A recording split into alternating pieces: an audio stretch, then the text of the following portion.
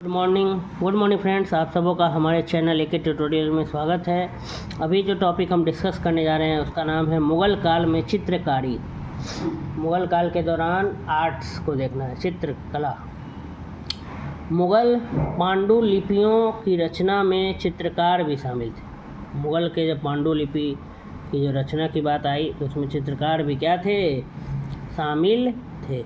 एक मुग़ल बादशाह के शासन की घटनाओं का विवरण देने वाले इतिहासों में लिखित पाठ के साथ ही उन घटनाओं को चित्रों के माध्यम से दृश्य रूप में भी वर्णित किया जाता था। कह रहा है कि मुग़ल पांडुलिपियों की रचना में चित्रकार भी शामिल थे। एक मुग़ल बादशाह के शासन की घटनाओं का विवरण देने वाले इतिहास में लिखित पाठ के साथ साथ उन घटनाओं का चित्र के माध्यम से भी दृश्य रूप में भी क्या किया जाता था, वर्णन किया जाता था।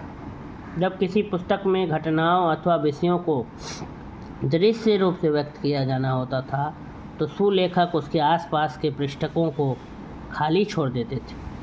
चित्रकार शब्दों में वर्णित विषय को अलग से चित्र रूप में उतार कर वहाँ संलग्न कर देते थे। जब किसी पुस्तक की घटना अथवा विषय को दृश्य रूप से व्यक्त किया जाना होता था तो जो सुलेखक होते थे उसके आसपास के पेजों को, पृष्ठकों को खाली छोड़ देते थे।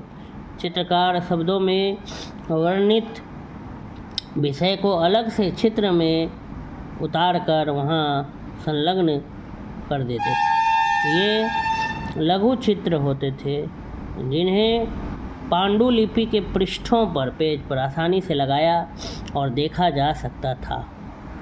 चित्रों को न केवल किसी पुस्तक के सौंदर्य को बढ़ावा देने वाला बल्कि उन्हें तो लिखित माध्यम से राजा और राजा की शक्ति के विषय में जो बात कही न जा सकी हो, ऐसे विचारों का संप्रेषण भी एक सशक्त माध्यम माना जाता था। चित्रों को न केवल किसी पुस्तक के सौंदर्य को बढ़ावा देने वाला बल्कि उन्हें तो लिखित माध्यम से राजा और राजा की शक्ति के विषय में जो बात कही न जा सकी हो, ऐसे विचारों के संप्रेषण, ऐसे विचारों का भी आदान प्रदान का एक सशक्त माध्यम माना जाता था चित्रों को। इतिहासकार अबुल फजल ने चित्रकारी का एक जादुई कला के रूप में वर्णन किया है। इतिहासकार जो अबुल फजल हैं उन्होंने चित्रकारी का एक जादुई कला, चित्रकारी को क्या कहा है, जादुई कला कहा है अबुल फजल ने। उनकी राय में यह कला किसी निर्जीव वस्तु को भी इस रूप में प्रस्तुत कर सकती है कि जैसे उसमें जीवन। अबुल फजल का ये मानना था कि चित्रकारी जो है एक जादुई कला है और यह कला किसी निर्जीव वस्तु जो जिसमें प्राण नहीं है, जीव नहीं है, उसमें भी क्या भर सकती है, जान भर सकती है। उसमें भी ऐसा प्रतीत होता है कि जीवन।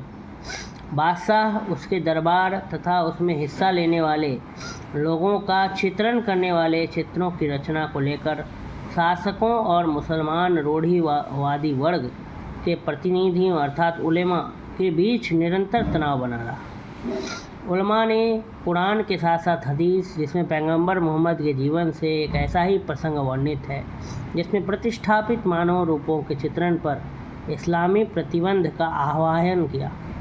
इस प्रसंग में पैगंबर साहब को प्राकृतिक तरीके से जीवित रूपों के चित्रण की मनाही करते हुए लिखित किया गया है, क्योंकि ऐसा करने से यह लगता था कि एक कलाकार रचना की शक्ति को अपने हाथ में लेने की कोशिश कर रहा है। यह एक ऐसा कार्य था जो केवल ईश्वर का ही था।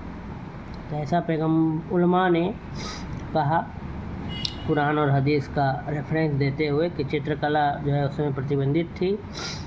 और उलमा ने कुरान के साथ साथ हदीस, जिसमें पैगंबर मोहम्मद के जीवन में एक ऐसा ही प्रसंग वर्णित है जिसमें प्रतिष्ठापित मानव रूपों के चित्रण पर इस्लामी प्रतिबंधित का आह्वान किया। इस प्रसंग में पैगंबर साहब को प्राकृतिक तरीके से जीवित रूपों के चित्रण की मनाही करते हुए बताया गया है, क्योंकि ऐसा करने से लगता था कि कलाकार जो क्रिएटर की जो शक्ति है, रचना की जो शक्ति, वो अपने हाथ में लेने की क्या कर रहा है, कोशिश कर रहा है। और यह एक ऐसा कार्य था जो केवल ईश्वर का था, रचना का कार्य। तो इस तरह से हम लोग मुग़ल काल में जो चित्रकारी है इसको देखें। अगर आपको ये वीडियो अच्छा लगा हो तो मेरे चैनल को सब्सक्राइब करें, लाइक करें, अधिक से अधिक शेयर करें। धन्यवाद।